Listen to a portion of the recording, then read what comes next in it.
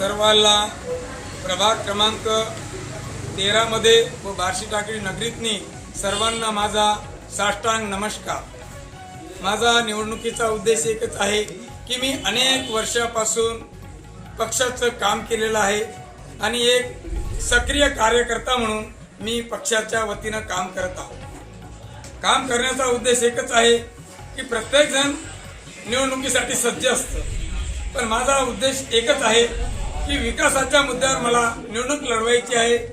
जे एकनाथजी शिंदे साहेबांनी लाडक्या बहिणीला जे प्रत्येक महिन्याला 1500 रुपये देत आहे, हे आजपर्यंत कोणत्याच मुख्यमंत्र्यांनी किंवा उपमुख्यमंत्र्यांनी आजपर्यंत दिलेली नाही।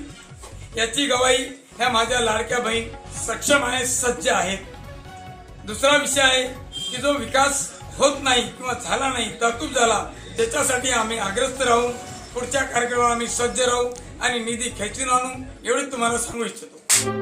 अशाच नवनवीन बातम्या पाहण्यासाठी आमच्या महाराष्ट्र क्रांती न्यूज या YouTube चॅनलला लाईक करा, सबस्क्राईब करा आणि बेल आयकॉनला प्रेस करा।